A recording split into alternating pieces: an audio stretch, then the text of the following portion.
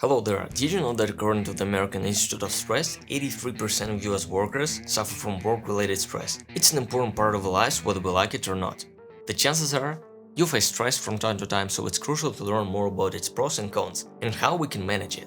It supposedly can protect people from stress and depression. Research suggests that there is an association between it and your mental health. I consider it vital. No matter what was happening in my life, Actually, stress isn't necessarily bad.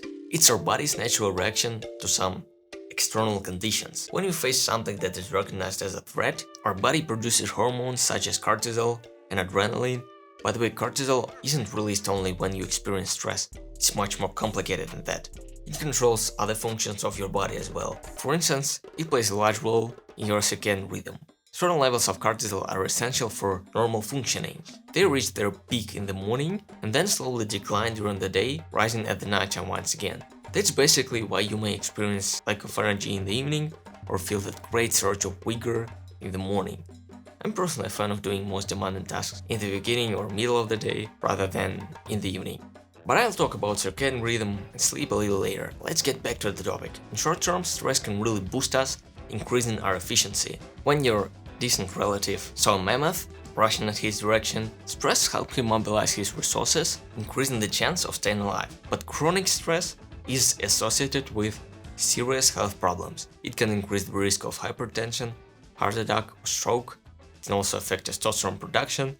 And I can't omit to mention that if you experience chronic stress, maybe you should seek for professional help from specialists who will definitely more likely be helpful for you in such cases than me. Speaking of stressful events, I believe you should be okay with the idea that it might happen sometimes. Negative feelings is an essential part of our lives. If you look at things you value most, you will see that from time to time, rough patches do appear. So, if it occurs to you, it will be good to remember that it's natural and you're not alone. Despite the fact that this video is about things that will likely improve your mental health, I better remind you that there are some unhealthy ways of coping with stress you should be aware of, such as overeating, drinking, smoking, and not getting enough sleep. Express gratitude.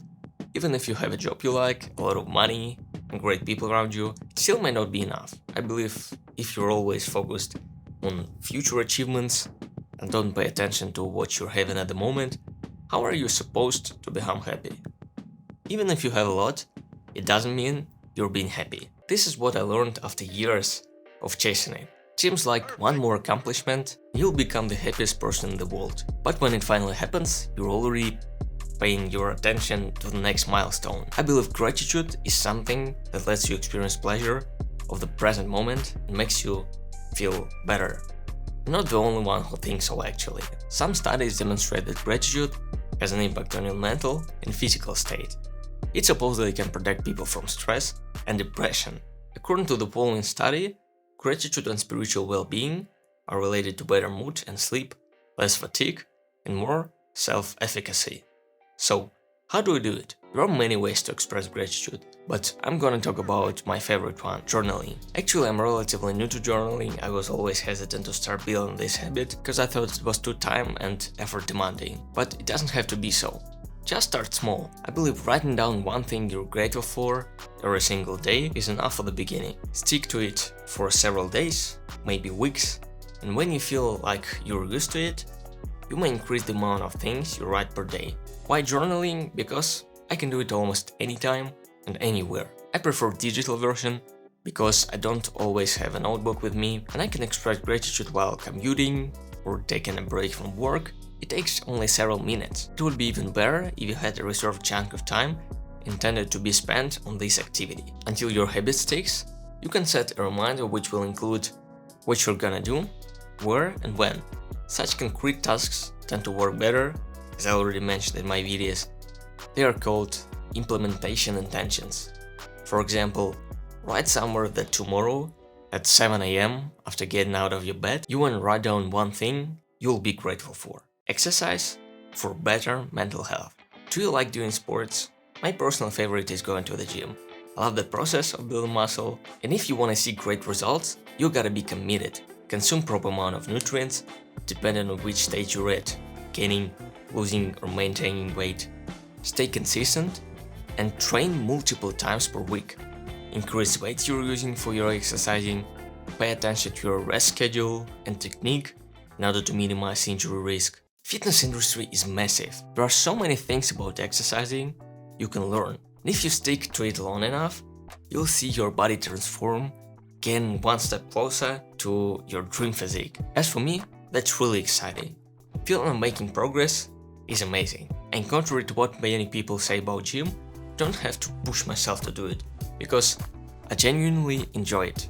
I also like playing basketball, swimming and doing some other physical activities. It's a nice way to spend time with friends and improve your health at the same time. And exercising is included in this video for a reason. You probably know that physical inactivity is one of the leading risk factors for global mortality. Research suggests that there is an association between it and your mental health. This study claims that cardiorespiratory fitness and habitual physical activity are cross-sectionally associated with lower depressive symptomatology and greater emotional well-being. This one states that there is a negative association between regular physical activity and depressive and anxiety disorders among adults in the US population.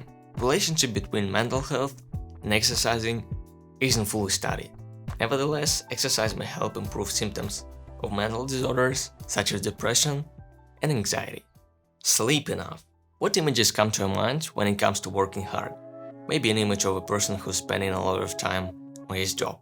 It's already 3 AM, but he's still in the middle of working on his assignment. His body is begging him to take a break and go to sleep, but it challenges his willpower daily and keeps going no matter what. Is this the epitome of success? Personally, for me, it's not. Sleeping enough is often neglected among many people. Insufficient sleep is really common. Here is an interesting example. In 1990, among 12,000 people who represented Finnish population, around 20% had insufficient sleep, and 44% of people who had this problem in 1981 had it 9 years later. Just think about it. 9 years. If you sleep less regularly, you can get more things done regularly, can't you? It never worked for me that way. Here is why. Lack of sleep can affect your mental health. This meta-analysis demonstrates that sleep deprivation may have a moderate positive effect on negative mood, as well as a large negative effect on positive mood. Don't like the idea of sacrificing sleep for non-emergency cases, because I know that I'll be drowsy tomorrow and probably make more mistakes. One study showed that even one night's sleep deprivation can negatively affect your decision making. And I'm really grateful for good quality sleep for so many years. I consider it vital. No matter what was happening in my life, whether I had to pass an exam for which I'd been preparing for many years, or I was moving to another country, I've never had more than 3 days in a row of not sleeping enough. Okay, it's time to remind you about most important things I said in this video. Let's summarize. We face stress often, especially at work. It may not be a bad thing in short term, but if it's chronic, risk of having health problems may increase. That's why we should think about our mental health, not only physical one. I've included 3 things in this video that may help you with that. Firstly, express gratitude. You can write a couple of words in your journal every day. Secondly, exercise. As you may know, exercising may be good for your cardiovascular system. Besides that, it can kind of improve your mental health. Last but not least, sleep. Don't underestimate its power, especially if you don't want deterioration of your mood and other things. I truly hope this video is helpful. Subscribe if you want to see more, and definitely have a good day.